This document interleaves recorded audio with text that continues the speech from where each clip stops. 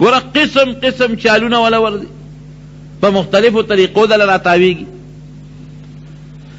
او چې کله مري بیا قیامت نه مخکې دا بچی پیدا کیږي. ما د مولانا شمس الحق افغاني رحمت الله علیه نه اورېدلی یو ځل بیا مې کتاب کې مولیدل، خو هغې نه مې اورېدلي وي دا شیطان اګی اچوي ځان سره ترخ کې ګرځئ، او چې کله هغې کې هغه بچی برابر شي نو ویې غورځوي نو بچی ترې وځي. او په زرګونو بچي راوړي یو شیطان، په زرګونو. نو دا بچی خو دغسې سمري او څه دغه کېږي چې کوم وخت کې د قیامت دا وخت را نږدې شي او الله تعالی دا نظام درهم برهم کوي نو د پسې به اسرائیل علیه السلام ورشي دنه هم سو باسي لکه بچونه چې سو باسي لکه غوندې مهلت به وله ورکړي د الله هر شي کې حکمت دې به ترې منډې وایي نو په بچ کېدو خو نه شي، خو هغه منډه ته وایي خو لا ټیم یو منټ نیم پاتې او سجدې به لګوي سجدې به لګوي یا الله توبه وباسم توبه وباسم یو ځای کې به دې سجده ولګوي. نو اسرائیل علیه السلام به کلکه ونیسي، خو هر شي پوه شوې چې کوم ځای سجده ولګوله وی نه دا کوم ځای وی د آدم علیه السلام قبر دی مخکې. او توبه توبه توبه هغه سجدې نه به توبې وباسي. او دغسې یو روایت کې راځي چې قیامت کې به دې سوځي سوځي په زرګونو کاله به دې وسوځي نو رب العالمین به راوباسي او آدم علیه السلام به ورته جنت نه راوباسي. زه یو کار وکړه که نه، اوس الله ته پته را چې دې دا کار نه کوي، وی یو کار خو وکړه که نه، وی اوس دې آدم علیه السلام ته سجده ولګوه اوس ته م بخم. دا د الله په علم کې دی چې دې دا کار نه کوي. ځکه نه اوس سجده وکړه نو اوس ته بخم. څومره به جهنم کې چغې به وي، دومره روړې به وباسي چې جهنمیان به د ده چغو نه تنګي، دومره چغې به وباسي. وی دا اوس سجده ولګوه نو بخم دی. وی دا چل نه کوم، دا کار نه کوم. دومره ضدي دی ښه دومره ضدي ځان دا ضدم ګوره د شیطان صفت دی. نو چې کله دې جهنم ته الله دننه کي، یو حدیث پاک کې راځي چې کوم وخت یو انسان پیدا شي ماشوم او دې کله رو رو بالغ کېږي نو یو شیطان ورسره ملګری شي، قرین ورته وایي، د ملګری یعنې پیوست ملګری او سره ملګری شي. نه ورسره تر مرګه پورې نور شیطانان هم لګېدلي خو دغه یو ورسره تر مرګه پورې وي.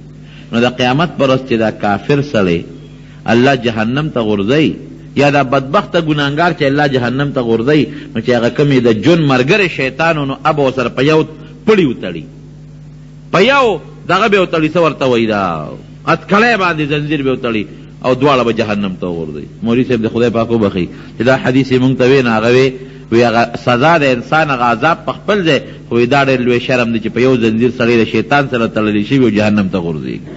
دې ذلت نه دې الله محفوظ وساتي. جهنم ته رب العالمین وغورځوي نو هلته به ورته د اور کرسی تیاره کړي نو دی به پې ودرېږي او دا ټول جهنمیان به ورته مخامخ کښېنوي. ځکه نه دې یارانو ته خو روز تقریر وکړه دا خو ستا د لاسه دې جهنم ته راغلي دي کله نو دی به څه وایي وقال الشیطان لما قضي الامر ان الله وعدكم وعد الحق ووعدتكم فاخلفتكم. یو وعده را سره الله کړی وی او سره ما کړی الله خدا وعده کړو چې مرګ شته، جنت شته، دوزخ شته، عذاب شته، خوشحالي شته، دا څیزونه د الله وعده رښتونې وه بالکل چې څه ویلي بالکل رښتیا وه.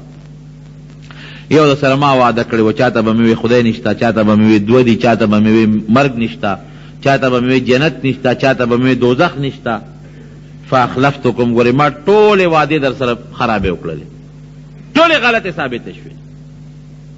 وما كان لي عليكم من سلطان الا ان دعوتكم. نو بیا د سترګو کې د جهنميانو له لږې خاورې اچوي وایي ما سره مټه خو نه وی راښکلې چې را باندې مې زناګانې کولې، ما سره مټه خو نه وی رانیولې چې بوت ته مې در باندې سجدې کولې. تاسو زلي دی ما خو صرف د تړک کې وسوسې اچولې، دا ګناه خو تاسو په خپله کوله. ما کم یو سړی د مټه نیولې دی په زور مې بوت ته کېنولې چې شابه سجدې ورته کوه، کم یو سړی مې په زور رانیولې دی ګناه ته به کېنولې چې شابه دا ګناه پې کوه. وما كان لي عليكم من سلطان الا ان دعوتكم فاستجبتم لي. زما خبره ومنله او چې هغه کم الله تاسو خالق دی رازق دی مالک دی دا هغه خبره هم نه منله. ما انا بمصرخکم وما انتم بمصرخیه. نه تاسو زما د چغو جواب کولی شئ او نه زه ستاسو له چغو جواب کولی شئ. وخې چغې اوس تاسو هم چغې وباسئ او زه به هم چغې وباسم بدبختیانو چې کم ذات رزق درکو، کم کور درکو، کم عزت درکو، کم جون درکو، کم مال درکو، کم بچی درکول، کم نعمتونه درکول، دا خبرم نه منله او زما خبرم منله، او ما کم یو د مټه نیولې دی او ګناه ته مې کېنولې دی. دا یو تقریر و چې دا زیات په خاورو په سترګو کې خاوره اچول. درونو دا زمون خطرناک دشمن دی. ان الشیطان لکم عدو فاتخذوه عدوا، قرآن حکیم کې الله فرمایي دا ستاسو دشمن دی او دشمن یې وګڼئ ګورئ. او ستاسو د نیکه د آدم علیه السلام او د نیا د حضرت حوا دشمن دی. نو چې هر کله او د جنت نه د په وسوسه تاسو راوته نو د دې ظالم بدبخت ته خپل دشمن وایي او اوس هم دشمن دی. یو سړی چې هله پړق ورکړي نو نه یېرېږي، وایي د والي وم. یو سړی چې هته کنځل وکړي نو نه یېرېږي، وایي د ما ته پلانکي وخت کې د ما مور کنځلې وه، د ما ښځه کنځلې وه. نو دا بدبخته خو سړي باندې دا چې څومره ګناهونه او دا کنځل کېږي خو له ده په وجه کېږي. دا څومره چې سړی جهنم ته او د الله په غضب او په قهر اخته کېږي خو له ده په وجه کېږي که نه. نو باید مونږ ومنو چې کوم حکمونه ته الله او د الله رسول ویلي دي، که ته هغه حکمونو پابندي نه کوې دا شیطان تابعداري شوه. چې د کوم څیز نه الله او د الله رسول منع کړی او ته ترې منع نه شوې او کار دې وکړ، دا هم د شیطان تابعداري شوه.